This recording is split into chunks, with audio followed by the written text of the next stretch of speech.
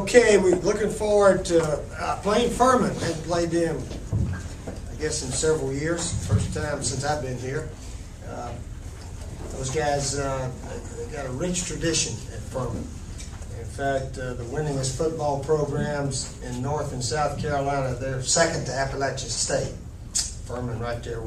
I think going into this year, they're 83-40, something like that. Bobby Lamb's been there several years. Those guys are well coached, do an excellent job, play extremely hard, and they're a good team. We need to play well to beat these guys. We need to get ready, have a good week of practice. Had a pretty good practice yesterday, and look forward to playing them. They're 1-0. Got a couple of quarterbacks, I think, that play a bit. Cody Worley and Chris Forcier. So I think he transferred from UCLA, something like that. But anyway, look forward to playing them. 7 o'clock here Saturday night. And hopefully we'll have a full house and try to play better than we did last week. All right, any questions? Steve, you talk to your team about James Madison beating Virginia Tech and Jacksonville State over Ole Miss, and just kind of illustrate the points that you can't look over anybody and that upsets can't happen? No, we don't have to talk about that because we know that we barely got by Wofford twice that we played them. South Carolina State played us very close till about the middle of the third quarter last year. We hit some balls on them. And of course, that was the only game they lost. They were a very good team. But now Furman is, like I said, they've probably been pointing to this game all year. This is their chance for an upset. And they're going to give it their best shot. So we got to be ready for anything. Onside kicks, fake punts, whatever. We got to be ready for it. When you're underdog like they are, you got nothing to lose, and try everything possible to get a victory. So we got to be ready to play. They'll be jacked up, you know. So we haven't won any easy games around here much. So I don't know how in the world we could ever be overconfident because we've not done enough to even think we should be, you know, heavily favored over a team. Steve, this series where you're playing the in-state schools a couple of times each instead of playing a random MAC school, do you think that creates any goodwill toward USC in the state, and perhaps does that give you a bump in recruiting in any way, maybe?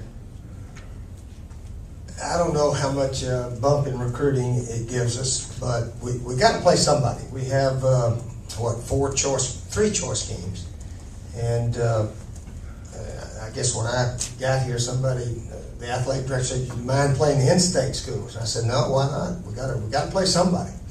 And they want to play us, and they're willing to come here, and we don't have to go to their place. So it's a good game for everyone. They get fired up about it, and fortunately we've won them all thus far, so it's been good for us.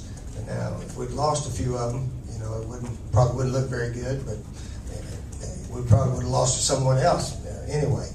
But anyway, I think it's good for our state, good for those schools to get a little bit of a paycheck and come here and play.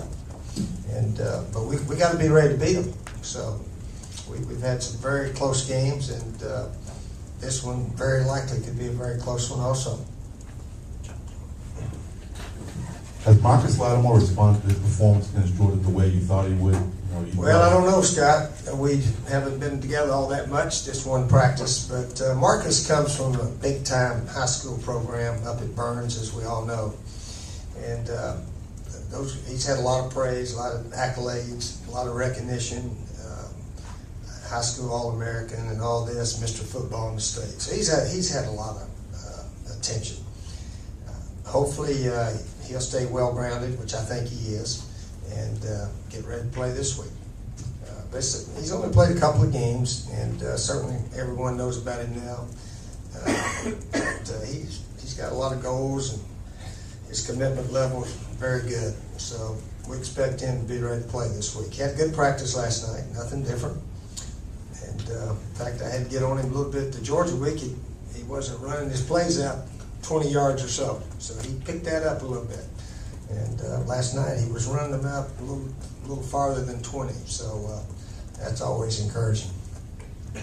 Steve, are Gamecock fans going to have to get used to 3 yards in a cloud of dust, or do you want to see to get a little more passing involved than maybe you did? Well, if your quarterback goes back and gets sacked, and your right guard, and then your right tackle, then your left tackle, let a guy run right around him, they may see up the middle. But now we hope to be able to throw the ball better than we did last week. So we'll see if we can as we go down the stretch.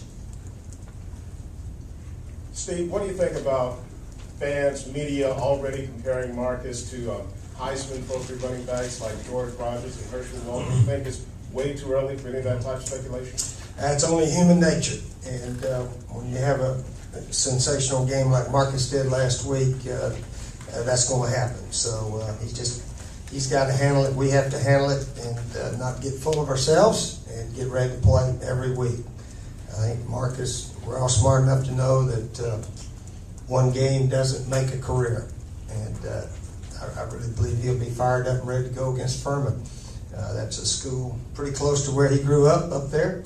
And he likes playing football. So he'll be ready along with the rest of the guys.